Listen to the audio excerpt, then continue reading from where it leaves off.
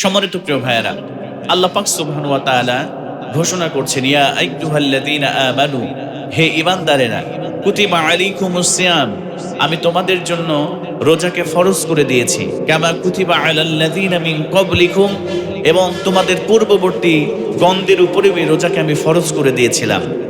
এবার আল্লাহ পাক সুবহানাহু ওয়া তাআলা সুন্দর করে জানিয়ে দিচ্ছে, বান্দা, আমি যে তোমাদের জন্য রোজাকে ফরজ করে দিয়েছি, এই রোজা তোমাদেরকে ফরজ করে দেওয়ার পিছনে আমার অন্যতম কারণ হচ্ছে লাআল্লাকুম তাত্তাকুন, যাতে করে তোমরা সম্ভবত আশা রাখি তোমরা মুত্তাকি হয়ে যাবে, তোমরা পরহেজগারিতা অবলম্বন করতে পারবে। জোরে বলেন সুবহানাল্লাহ।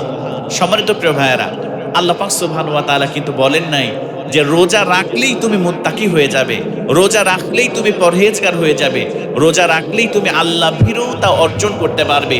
আল্লাহ পাক বলছে লাআল্লাকুম তাত্তাকুন, যদি রোজা রাখো আমার দেখানো পন্থায় যদি সুন্দরভাবে সিয়াম সাধনা করতে পারো, সম্ভবত তোমরা মুত্তাকি হতে পারবে, তাকওয়াবান হতে পারবে। জোরে বলেন সুবহানাল্লাহ।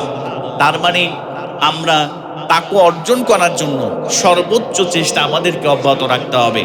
আপনি রোজা রাখলেন, আল্লাহ যেগুলোকে নিষেধ করেছে রোজা রাখা অবস্থায় আপনি সেই সমস্ত নিষেধাজ্ঞা আল্লাহ পাক করেছে সেই সমস্ত কাজ করলেন, আল্লাহ যেগুলোকে আদেশ করেছেন সেইগুলো আপনি পালন করলেন না, তার মানে আপনি রোজা রাখার পরেও কিন্তু আপনি মুত্তাকি হতে পারবেন না। আমরা যত সুন্দর করে সিয়াম সাধনা করা যায় আমরা চেষ্টা করব আমাদের জায়গা থেকে আল্লাহর কাছে সাহায্য চাইতে হবে। তাহলে আল্লাহ পাক বলছে এই রোজার মাধ্যমে লাআল্লাকুম তাত্তাকুন, তাহলে তোমরা সম্ভবত আশা করা যায় তোমরা মুত্তাকি হয়ে যাবে, তোমরা তাকওয়াবান হয়ে যাবে। জোরে বলেন সুবহানাল্লাহ। আসুন আমরা সংক্ষিপ্ত পরিসরে আজকে মুত্তাকি এর সংজ্ঞা কি, মুত্তাকি কারা, মুত্তাকি কোন কোন বিষয় থাকলে তাদেরকে মুত্তাকি বলা হয়, একজন মুত্তাকি বান্দার পরিচয় কি, এইটা আমরা আজকে জানার চেষ্টা করব ইনশাআল্লাহ। তাকওয়া এটি হচ্ছে আরবি শব্দ। সবাই বলেন তো তাকওয়া কি শব্দ? এটি হচ্ছে আরবি শব্দ। তাকওয়া মানে হচ্ছে আল্লাহর ভয়। এখানে ভয় বোঝাতে দুইটা পরিভাষা ব্যবহৃত হয়। একটা পরিভাষা হচ্ছে খৌফুন, একটা পরিভাষা কি বলেন তো? খৌফুন এইটা মানেও ভয়, আবার তাকওয়া এটা মানেও ভয়। কিন্তু তাকওয়া এবং খৌফ এর মধ্যে পার্থক্য বিদ্যমান রয়েছে। যেমন খৌফুন মানে হচ্ছে সাধারণ ভয়, যেমন আমরা এই জায়গায় বসে আছি, একটা বিষাক্ত সাপ যদি মসজিদের মধ্যে প্রবেশ করে আমাদের কাছে চলে আসে, তাহলে কিন্তু স্বাভাবিকভাবেই আমরা এখান থেকে দৌড় দিয়ে পালায়ে যাব। কথা বলে ঠিক কিনা? তো এই যে সাধারণ জিনিস দেখে আমরা ভয় যেটা দেখে পাই, বা একটা বাঘ আসলো, একটা হিংস্র প্রাণী আসলো, তাকে দেখি যে দৌড়ে পালানোর ব্যাপারটা, এইটাকে বলা হচ্ছে খৌফ, এইটাকে বলা হচ্ছে সাধারণ ভয়। আর তাকওয়া যে ভয়টা সেটা হচ্ছে আল্লাহ পাকের ভয় নিয়ে। বলে তো কার ভয় নিয়ে? বলেন না কার ভয় নিয়ে? আল্লাহর ভয় নিয়ে। আল্লাহ যেগুলোকে আদেশ করেছে সেইগুলো পালন করা, আল্লাহ যেগুলোকে নিষেধ করেছে সেইগুলোকে ছেড়ে দেওয়ার নামই হচ্ছে তাকওয়া। জোরে বলেন সুবহানাল্লাহ। তার মানে তাকওয়ার সংক্ষিপ্ত পরিভাষা, তাকওয়ার সংজ্ঞা হচ্ছে আল্লাহ পাকের ভয় নিয়ে আল্লাহ যেগুলোকে নিষেধ করেছে সেইগুলোকে পালন করা, আল্লাহ যেগুলোকে আদেশ করেছে সেইগুলোকেও পালন করা, যেগুলো নিষেধ করেছে সেইগুলো ছেড়ে দেওয়া, আর যেগুলোকে আদেশ করেছে সেইগুলোকে পালন করার নামই হচ্ছে তাকওয়া। আর যারা এই কাজগুলো করবে তাদেরকে বলা হয় মুত্তাকি। জোরে বলেন সুবহানাল্লাহ। তার মানে আপনি যদি মুত্তাকি হতে চান, আপনি যদি তাকওয়াবান হতে চান, আপনি যদি আল্লাহ ভীরুতা অর্জন করতে চান, তাহলে সদা সর্বদা আপনার হৃদয়ের মধ্যে, আপনার কলবের মধ্যে একমাত্র ভয় রাখতে হবে। একমাত্র কার বলেন তো প্রিয় ভাইরা? একমাত্র আল্লাহ। আল্লাহর ভয় যাদের হৃদয়ের মধ্যে আছে তারা কখনো পথ ভুলে যায় না। আল্লাহর ভয় যাদের হৃদয়ের মধ্যে আছে তারা কখনো ওজনে কম দিতে পারে না। আল্লাহর ভয় যাদের হৃদয়ের মধ্যে আছে তারা কখনো খাদ্যদ্রব্যে ভেজাল দিতে পারে না। আল্লাহর ভয় যাদের হৃদয়ের মধ্যে আছে তারা কখনো সুদ খেতে পারে না। আল্লাহর ভয় যাদের হৃদয়ের মধ্যে আছে তারা কখনো ঘুষ খেতে পারে না। আল্লাহর ভয় যাদের হৃদয়ের মধ্যে আছে তারা কখনো অন্যায় অবিচার অন্য ভাইয়ের হক নষ্ট করতে পারে না। তার মানে তাকওয়ার গুণটা খুব বিশাল একটি ব্যাপার। আপনি যদি তাকওয়ার মতো এই গুণে গুণান্বিত হতে পারেন, আপনি জান্নাতি। আর যদি তাকওয়া না থাকে, আপনার কাছে হালালও যেমন লাগবে, হারামও তেমন লাগবে। কথা বলে ঠিক কিনা? চলুন আমরা ছোট্ট একটা ঘটনার মাধ্যমে তাকওয়া কি জিনিস, তাকওয়া কাকে বলে, আমরা এই একটা ঘটনার মাধ্যমে আমরা বুঝতে পারবো ইনশাআল্লাহ। হযরতে আব্দুল্লাহ ইবনে ওমর রাদিয়াল্লাহু তাআলা আনহু তিনি একদিন সফরে বের হয়েছেন। তার সঙ্গীকে নিয়ে তিনি সফর করতে করতে তিনি অত্যন্ত ক্লান্ত হয়ে গিয়েছে। মরুভূমির পথ, পাহাড়ি পথ অতিক্রম করতে করতে তিনি প্রচন্ড ক্লান্ত। হঠাৎ করে তিনি একটা ছায়ার নিচে বসেছে, একটা গাছের নিচে। তিনি ক্লান্ত শরীর নিয়ে, পরিশ্রান্ত শরীর নিয়ে, খুব ক্লান্ত শরীর নিয়ে তিনি গাছের নিচে বসে আছে। এমন সময় তিনি খেয়াল করে দেখলেন যে পাশেই একটা রাখাল বসে আছে। কে বসে আছে বলে তো ভাইরা? একজন রাখাল বসে আছে। তার শরীরটা ঘর্মাক্ত, সে ঘেমে গিয়েছে। তার চেহারাটা দেখেই বোঝা যায় যে প্রচন্ড তৃষ্ণার্ত। তার চেহারার মধ্যে প্রচন্ড ক্ষুধার্ত ভাব তার শরীরের মধ্যে, তার চেহারার মধ্যে ফুটে উঠেছে। হযরত আব্দুল্লাহ ইবনে ওমর রাদিয়াল্লাহু তাআলা আনহু তার সঙ্গীকে নিয়ে, প্রচন্ড ক্ষুধা লেগেছে, তৃষ্ণা পেয়েছে, তিনি দস্তরখানা বিছিয়ে তিনি খাবারগুলো রেখে এবার রাখালকে ডাক দিচ্ছে, ও ভাই রাখাল, তুমি আমাদের সঙ্গে মজার মজার খাবার আছে, তুমি আমাদের সঙ্গে আমাদের এই মজার মজার খাবারে তুমি অংশগ্রহণ করো। জোরে বলেন সুবহানাল্লাহ। হযরত ওমর রাদিয়াল্লাহু, আব্দুল্লাহ ইবনে ওমর রাদিয়াল্লাহু তাআলা আনহু রাখালকে ডাক দিয়ে বললেন, রাখাল ভাই, আমাদের কাছে মজার মজার খাবার আছে, আমাদের কাছে পানিও আছে। তোমাকে দেখে প্রচন্ড তৃষ্ণার্ত মনে হয়, তোমাকে দেখি প্রচন্ড ক্ষুধার্ত মনে হয়, তোমাকে দেখি প্রচন্ড ক্লান্ত মনে হয়। ও রাখাল, তুমি আমাদের সঙ্গে খাবারই অংশগ্রহণ তুমি আমাদের সঙ্গে করতে পারো। এবার রাখাল ডাক দিয়ে বলে, প্রতীক ও মুসাফির, তুমি আমাকে ক্ষুধার্ত মনে করেছ, আমাকে তৃষ্ণার্ত মনে করেছ। তোমার ধারণা ঠিক আছে, কারণ হলো আমি আজকের এই দিনে আমি নফল রোজা পালন করতেছি। আল্লাহ পাক সুবহানাহু ওয়া তাআলা কাল কিয়ামতের দিন ওই কঠিন মুসিবতের থেকে বাঁচার জন্য, কিয়ামতের ওই কঠিন আযাব থেকে বাঁচার জন্য আমি রোজা রেখেছি আল্লাহর সন্তুষ্টি অর্জনের জন্য। জোরে বলেন সুবহানাল্লাহ। রাখাল ডাক দিয়ে বলে, কিয়ামতের দিন কঠিন মুসিবতের সময় যখন সূর্যটা মাথার উপরে চলে আসবে, মাথার উপরে যখন সূর্যটা চলে আসবে, আমার প্রিয় ভাইয়েরা, মানুষের মাথার মগজগুলো টকবক টকবক করে ফুটতে থাকবে। মানুষের মগজগুলো ভাতের মার যেমন করে, ভাতের মধ্যে ভাত রান্না করতে গিয়ে যেমন করে টকবক করে ফুটে, আল্লাহ রাব্বুল আলামিন কিয়ামতের দিন ওই কঠিন মুসিবতের সময় পাপিষ্ঠ বান্দা যারা হবে তাদের মগজগুলো টকবক করে ফুটতে থাকবে। এমনকি ভাতের মারের মতো নাকের ছিদ্র দিয়ে, কানের ছিদ্র দিয়ে, মুখ দিয়ে ওই মগজগুলো বের হয়ে যাবে। ইয়াউমা ইয়াফিরুল মারউ মিন আখিহি, ওই কঠিন মুসিবতের সময় ভাই তার ভাইয়ের কোনো কাজে আসবে না। আল্লাহ পাক রব্বুল আলামিন বললেন, ওয়া উম্মিহি, মা তার সন্তানের পরিচয় দিবে না, ওয়া আবি, বাবা তার সন্তানের পরিচয় দিবে না, ওয়া সাহিবাতিহি, স্ত্রী তার স্বামীর পরিচয় দিবে না, ওয়া বানি, সন্তানগুলো তার বাবা মার পরিচয় দিবে না। রাখাল ডাক দিয়ে বলে, ওই কিয়ামতের ওই কঠিন মুসিবত থেকে বাঁচার জন্য আমি আজকে আল্লাহর সন্তুষ্টির জন্য আমি রোজা রেখেছি। আপনাদের খাবার আপনারাই গ্রহণ করেন, আমি আপনাদের সঙ্গে খাবারে অংশগ্রহণ করতে পারবো না। জোরে বলেন সুবহানাল্লাহ। হযরত আব্দুল্লাহ ইবনে ওমর আশ্চর্য হয়ে গেলেন। তাকওয়া কাকে বলে আমার প্রিয় ভাইয়েরা, ভালো করে লক্ষ্য করেন। হযরত আব্দুল্লাহ ইবনে ওমর আশ্চর্য হয়ে গেলেন। একজন রাখাল সারাদিন ধরে বকরি চড়ায়, প্রচন্ড রোদের মধ্যে বকরি চড়ায়, আর তিনি রোজা রেখেছে। হযরত আব্দুল্লাহ ইবনে ওমর রাদিয়াল্লাহু তাআলা আনহু তার তাকওয়ার লেভেলটা কেমন, সত্যি তার মধ্যে আল্লাহর ভয় আছে কিনা, সত্যি তার মধ্যে তাকওয়া আছে কিনা, হযরত আব্দুল্লাহ ইবনে ওমর রাদিয়াল্লাহু তাআলা আনহু এইটা টেস্ট করতে চাইলেন। এটা হযরত আব্দুল্লাহ ইবনে ওমর পরীক্ষা করতে চাইলেন। এবার হযরত আব্দুল্লাহ ইবনে ওমর বললেন, রাখালকে ডাক দিয়ে বলেন, ও রাখাল, তুমি যে বকরি চড়াও, এই বকরিগুলোর মধ্য থেকে একটা বকরি তুমি আমাদের কাছে বিক্রি করে দাও। তুমি যদি বকরিটা বিক্রি করে দাও, আমরা সবাই মিলে এই বকরির গোশতটা জবাই করে গোশতটা আমরা পুড়িয়ে খাবো, বারবিকিউ করে খাবো। শুধু তাই নয়, এই জায়গা থেকে তোমাকে কিছুটা গোশত দিয়ে দেওয়া হবে, তুমি বকরির দামও পাবে, আবার কিছুটা গোশত তুমি পাবে। আর তুমি গোশতগুলো নিয়ে বাসায় গিয়ে তোমার সন্তানদেরকে নিয়ে, তোমার বিবিদেরকে নিয়ে তুমি সুন্দর করে রান্না করে খাবে। জোরে বলেন নাউজুবিল্লাহ। হযরত আব্দুল্লাহ ইবনে ওমর বললেন, তুমি কিছু টাকাও পাবে এবং সঙ্গে কিছু গোশতও পাবে, তুমি বাসায় নিয়ে যাও। বাসায় গোশতগুলো নিয়ে গিয়ে তোমার স্ত্রী, তোমার সন্তানদের সঙ্গে করে তুমি মজা করে রান্না করে খাবে।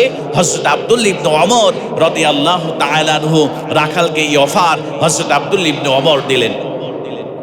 এবার রাখাল ডাক দিয়ে বলে, ও পথিক ও মুসাফির, তুমি জানো না যে বকরিগুলো তুমি দেখতে পাও, এই বকরির মালিক আমি নই, এই বকরিগুলো একজন মালিকের। আমি ওই মালিকের বকরিগুলো চড়াই, আর ওই মালিক আমাকে মাস শেষে কিছু বেতন দেয়, আমাকে ভাতা দেয়, আমাকে বেতন দেয় এই কাজের জন্য। আমার বকরি নয় ও পথিক ও মুসাফির, এজন্য আমি তোমার কাছে এই বকরিগুলো আমি বিক্রি করতে পারবো না। যদি আমার বকরি হতো আমি তোমার কাছে বিক্রি করতে পারতাম, যেহেতু এই বকরির মালিক আমি নই, এজন্য তোমার কাছে বকরি বিক্রি করতে পারবো না। হযরত আব্দুল্লাহ ইবনে ওমর রাদিয়াল্লাহু তাআলা আনহু তিনি আরেকটা উচ্চ লেভেলে তাকে পরীক্ষা করতে চাইলেন।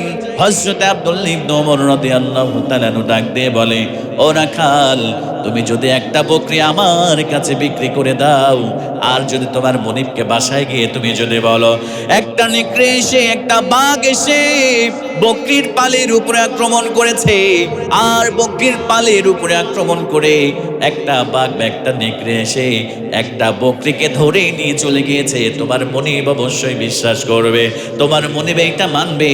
এজন্য এমনটা তো বোনের মধ্যে হতেই পারে, তুমি তোমার মনিবকে এই কথাটা বলবে, একটা বাঘ এসে, একটা নেকড়ে এসে একটা বকরিকে খেয়ে ফেলেছে।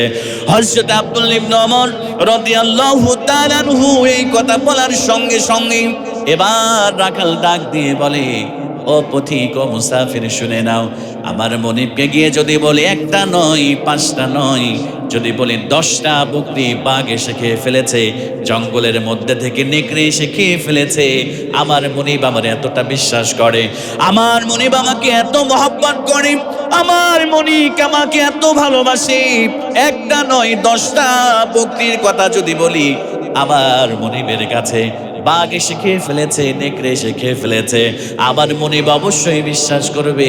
ও পথিক ও মুসাফির, একটা কথা তোমারে জানাতে চাই, একটা কথা তোমারে বলতে চাই, ভালো করে তুমি লক্ষ্য করো। আমার প্রিয় ভাই, এই যে তোমার কাছে আমি যদি বকরিটা বিক্রি করি, আমার মনিব জানবে না, আমার স্ত্রী জানবে না, আমার সন্তান জানবে না, আমার পাড়া প্রতিবেশী জানবে না।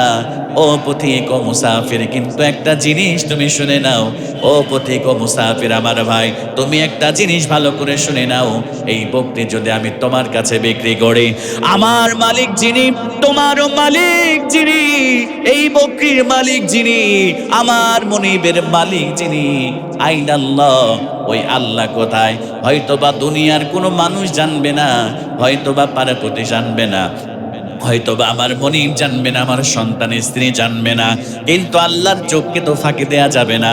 আল্লাহ পাক সুবহানাহু ওয়া তাআলা, আমি যদি তোমার কাছে একটা বকরি বিক্রি করে দেই, আমার আল্লাহ কোথায়? আমার আল্লাহ তো সব কিছু দেখতেছে, আমার আল্লাহ হলেন সূক্ষ্মদর্শী।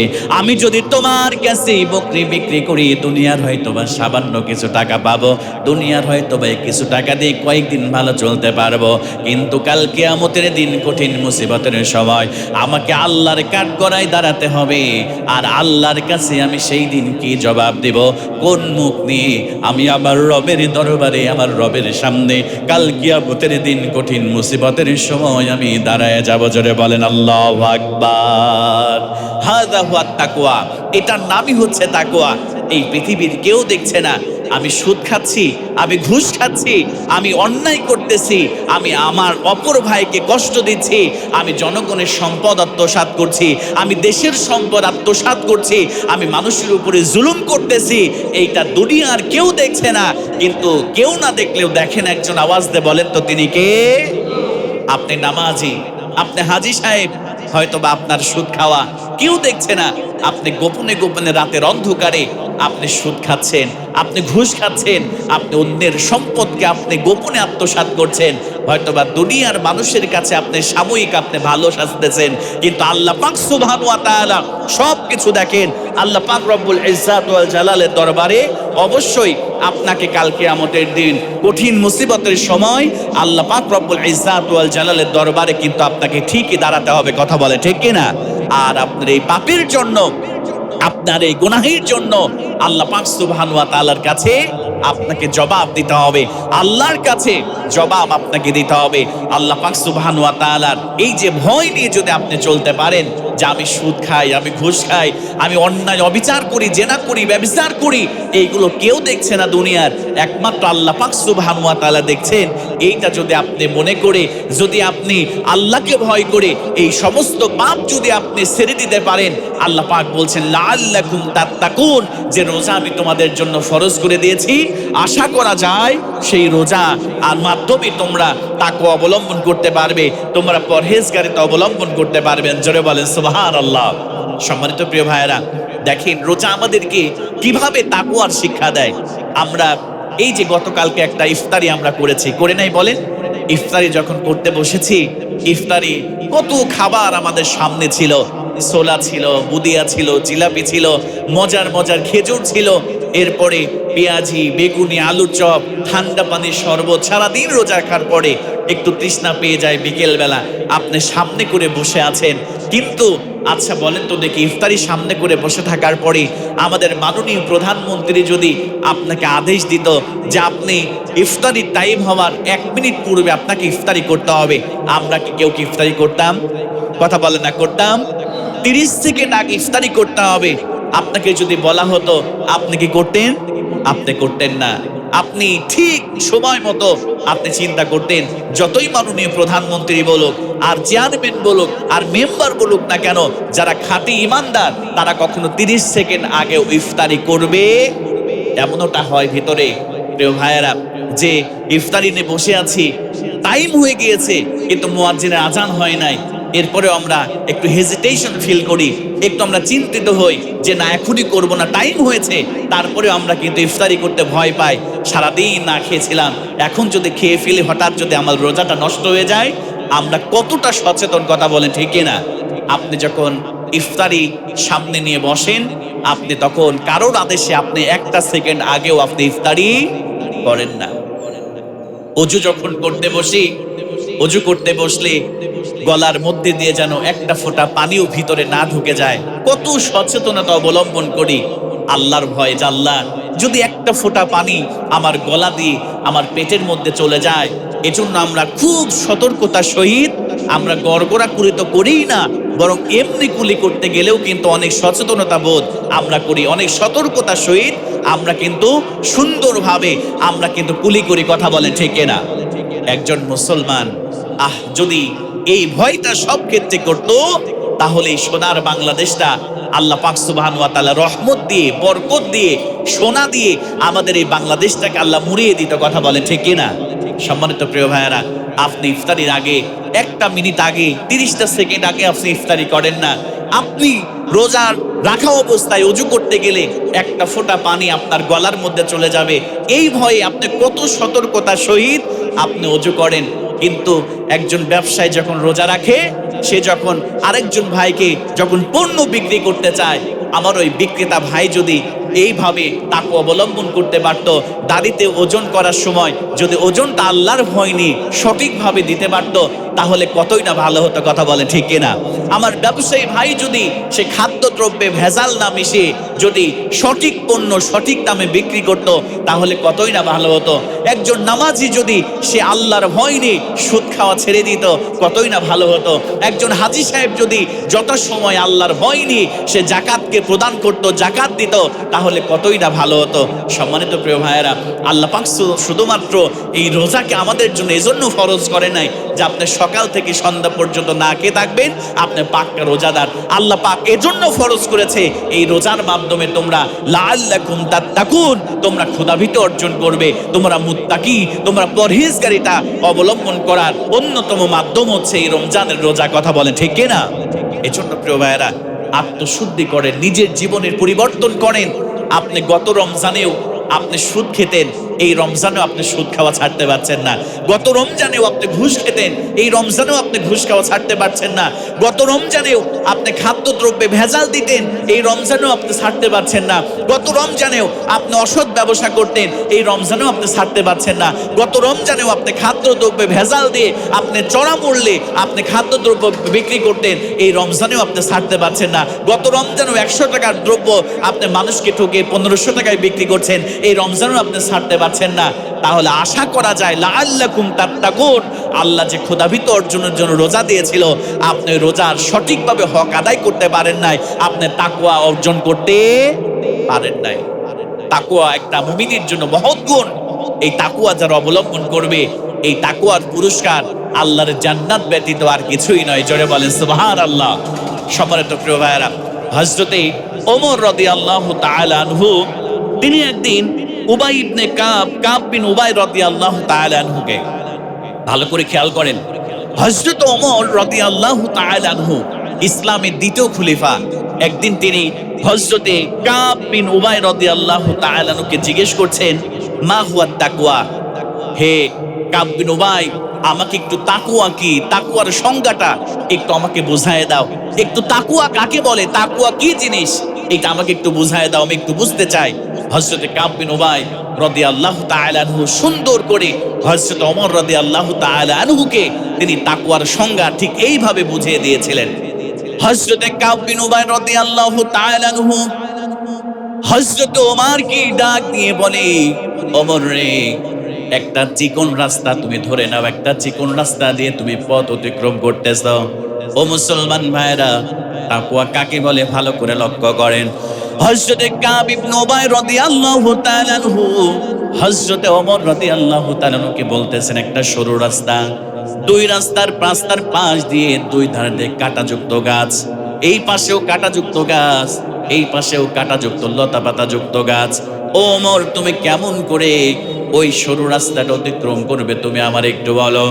হযরত ওমর রাদিয়াল্লাহু তাআলা আনহু ডাক দিয়ে বলে, কাব ইবনে উবাই রে, আমি ওই রাস্তাটা এমন করে অতিক্রম করব, আমার জুব্বাটাকে আমি জড়সড় করে নিব, আমার জুব্বাটা গুছাই নিব, আমি সুন্দর করে আমি নিজেকে আটোসাটো করে গুছাই নিব, যাতে করে ওই কাটার দ্বারা আমার জুব্বা ছিঁড়ে না যায়, আমার চামড়াটা ছিলে না যায়। আমি অত্যন্ত জড়সড় হয়ে আমি ওই রাস্তাটা অতিক্রম করব। হযরত কাব ইবনে উবাই রাদিয়াল্লাহু তাআলা আনহু ডাক দিয়ে বলে, ওমর রে, এটার নাম হলো তাকওয়া। সমাজের মধ্যে সুদ থাকবে, সমাজের মধ্যে ঘুষ থাকবে, সমাজের মধ্যে দুর্নীতি থাকবে, সমাজের মধ্যে হাজারো অসৎ পথ থাকবে, সমাজের মধ্যে অন্যায় থাকবে, পাপাচার থাকবে। যারা এই অন্যায় থেকে ও পাপাচার থেকে যদি নিজেকে গুটিয়ে নিতে পারে, যদি নিজেকে গুছাই নিতে পারে, সমস্ত প্রকার পাপাচার থেকে যদি নিজেকে বাঁচায় রাখতে পারে, হযরত ওমর, ও ওমর শুনে নাও, এটার নামই হচ্ছে তাকওয়া। হাযা হুয়া তাকওয়া, এটার নাম হলো তাকওয়া। সমস্ত পাপাচার থাকবে, সমস্ত খারাপই থাকবে, সুদ থাকবে, ঘুষ থাকবে, অন্যায় থাকবে, অবিচার থাকবে। আপনি যদি ওই সমস্ত পাপাচার থেকে, ওই সমস্ত অন্যায় থেকে আপনি যদি নিজেকে গুটায় রাখতে পারেন, আপনি যদি নিজেকে বিরত রাখতে পারেন, ওইটার নাম হচ্ছে তাকওয়া। যেমন দেখেন না, আমরা বাইম মাছ কিন্তু আমরা সবাই চিনি, কথা বলেন ঠিক কিনা? বাইম মাছ থাকে সব থেকে মাটির গভীরে কাদার মধ্যে। আমার প্রিয় ভাইরা, কাদার মধ্যে বাইম মাছ থাকে। যখন বাইম মাছটা ধরা হয়, দেখবেন খেয়াল করে, বাইম মাছ কাদার মধ্যে থাকার পরেও ওই বাইম মাছের গায়ে আপনি বিন্দু পরিমাণ কাদা দেখতে পারবেন না, কথা বলেন ঠিক কিনা? কাদার মধ্যে থাকে, অথচ শরীরের সঙ্গে কখনো কাদা যুক্ত হয় না, কাদা লাগে না। ওই বাইম মাসের মতো আমাদেরকে হতে হবে। প্রিয় ভাইরা, সমাজের মধ্যে অনেক পাপের কাদা থাকবে, সুদের কাদা থাকবে, অন্যায়ের কাদা থাকবে, দুর্নীতির কাদা থাকবে। আমরা যদি ওই বাইম মাসের মতো যদি ওই কাদাযুক্ত পরিবেশ থেকে, কাদাযুক্ত খারাপি থেকে আমরা যদি বেঁচে থাকতে পারি, এটার নামই হলো তাকওয়া। হযরত ওমর রাদিয়াল্লাহু তাআলাকে হযরতে কাব ইবনে উবাই রাদিয়াল্লাহু তাআলা এইভাবে তাকওয়ার শিক্ষা দিয়েছে। জোরে বলেন সুবহানাল্লাহ। হযরত ওমরকে ডাক দিয়ে বলছে, ওমর, সমাজের মধ্যে হাজারো খারাপ পথ থাকবে, হাজারো উল্টা পাল্টা জায়গা থাকবে, পথ থাকবে, খারাপই থাকবে, দুর্নীতি থাকবে। তুমি সব কিছু থেকে যদি নিজেকে গুটিয়ে রাখতে পারো, নিজেকে বাঁচাই রাখতে পারো, হাযা হুয়া তাকওয়া, এটার নামই হচ্ছে তাকওয়া, এটার নামই হচ্ছে পরহেজগারিতা। ও কলিজার টুকরা প্রিয় ভাইয়েরা, এজন্য রমজান এসেছে আমাদেরকে তাকওয়ার শিক্ষা দেওয়ার জন্য। রমজান এসেছে আমাদেরকে মুত্তাকি বানানোর জন্য। এজন্য এই রমজানকে এমনভাবে পালন করা উচিত যাতে করে এই রমজানের মাধ্যমে, রোজার মাধ্যমে, সিয়াম সাধনার মাধ্যমে আমরা যাতে করে আল্লাহর ভয় আমাদের হৃদয়ের মধ্যে নিয়ে আসতে পারি। আল্লাহর ভয় নিয়ে আমরা যাতে করে আল্লাহর সন্তুষ্টি অর্জনের মাধ্যমে আমরা কাল কিয়ামতের দিন যেন আল্লাহ পাক এই রোজার মাধ্যমে আমাদেরকে জান্নাত দিয়ে আমাদেরকে ধন্য করে দেয়। আর আপনি রোজা রাখা অবস্থায় আপনি খারাপ টেলিভিশনের সামনে বসে সময় যাচ্ছে না, আপনি সিনেমা চাইলেন, আপনি রোজা রাখা অবস্থায় আপনি মানুষের গীবত করলেন, আপনি রোজা রাখা অবস্থায় আপনি গান শুনলেন, আপনি রোজা রাখা অবস্থায় দুনিয়ার যত খারাপ আছে সমস্ত কাজের মধ্যে আপনি লিপ্ত হয়ে গেলেন। ও মুসলমান ভাইয়েরা, এই রোজা আপনার রোজা হবে না, এই সিয়াম আপনার সিয়াম হবে না। এইটা শুধুমাত্র সকাল থেকে সন্ধ্যা পর্যন্ত আপনার না খেয়ে থাকা হবে। এজন্য রোজা রাখতেছি, আল্লাহর কাছে সবসময় দোয়া করতে হবে, আল্লাহ, আমি তো তেমন ইমানদার নই, আমি দুর্বল ইমানদার মানুষ, আমি যতটুকু সাধ্য আমি চেষ্টা করছি, আল্লাহ তাআলা তুমি আমাকে তাকওয়ার মতো দৌলত তুমি আমাকে দান করো। এইভাবে আল্লাহর কাছে কান্না করতে হবে, আল্লাহর কাছে চাইতে হবে, আল্লাহর কাছে পরহেজগারিতা অবলম্বন যেন করতে পারি। এইটার জন্য বারবার আমাদেরকে দোয়া করতে হবে। কথা বলে ঠিক কিনা?